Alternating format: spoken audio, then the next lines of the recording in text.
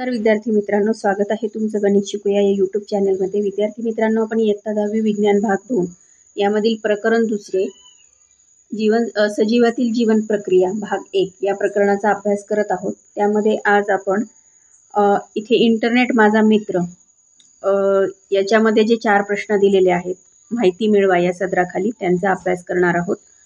चला तर मग आता आजच्या व्हिडिओला सुरुवात करू। आता पहिला प्रश्न बघा, रातांधळेपणा, मुडदूस, बेरीबेरी, न्यूरिटिस, पेलाग्रा, रक्तक्षय, स्कर्वी या रोगांची लक्षणे काय आहेत ती त्यांनी आपल्याला इथे विचारलेली आहेत। आता ही सगळे जे आजार आहेत ते कशामुळे होतात, तर जीवनसत्वांच्या कमतरतेमुळे होतात। मग रातांधळेपणा हा कशाशी निगडित आहे, तर तो डोळ्यांशी निगडित आहे। म्हणजे दृष्टी कमकुवत होणे, अंधारात दिसत नाही, कधी कधी पूर्ण अंधत्व येतं। मुडदूसमध्ये काय होतात, हाडे मऊ आणि कमकुवत होतात।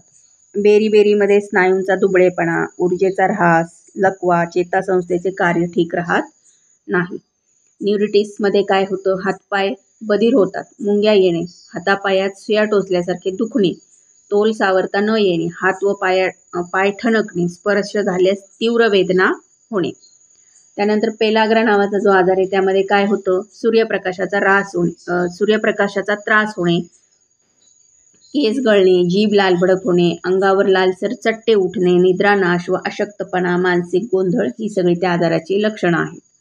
रक्तक्षय त्याच्यामध्ये काय होतं, धाप लागतं, डोकेदुखी, थकवा ही आजाराची लक्षणं। आणि स्कर्वी म्हणजे काय आहे, तर न भरून येणाऱ्या जखमा, हिरड्यातून रक्त येणे, सांधेदुखी याप्रमाणे ह्या आजारांची लक्षणं आहेत। आता सहविकर म्हणजे काय, हा जो पुढचा प्रश्न आहे त्याचं उत्तर आहे सहविकर हे सेंद्रिय परंतु प्रथिन नसलेले संयुग आहे। ते विकरांना उत्प्रेरकासारखे बांधलेले असतात। रासायनिक प्रक्रियेचा वेग आहे तो या सहविकरांमुळे काय होतो, जलद होतो। सहविकराचं कार्य हे नेहमी विकरांबरोबरच होतं, ते एकटं कार्य करू शकत नाही। परंतु एकाच सहविकराचा जो रेणू आहे तो पुन्हा पुन्हा अनेक वेळा वापरता येतो। पुढचा प्रश्न आहे FAD, FMN, NADP या नावांचे विस्तृत स्वरूप शोधा, म्हणजे लॉंग फॉर्म शोधा असं त्यांनी सांगितलेलं आहे। आता FAD म्हणजे F म्हणजे फ्लॅविन, A म्हणजे ॲडेनाईन आणि D म्हणजे डायन्यूक्लियोटाइड। FMN म्हणजे फ्लॅविन मोनोन्यूक्लियोटाइड। निकोटिनामाइड म्हणजे ॲडेनिन डायन्यूक्लियोटाइड आणि NADP म्हणजे निकोटिनामाइड ॲडेनिन डायन्यूक्लियोटाइड फॉस्फेट ही यांची विस्तृत नावं झाली।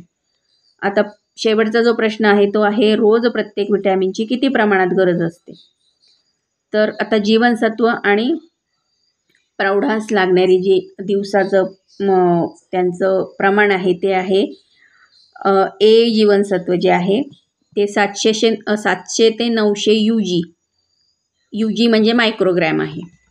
B कॉम्प्लेक्स ते 100 ग्रॅम 100 mg लागतं, म्हणजे मिलीग्रॅम लागतं।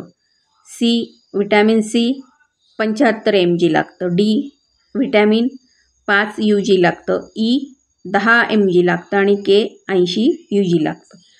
आता याच्यामध्ये मी तुम्हाला ह्या प्रश्नांची उत्तरं दाखवते।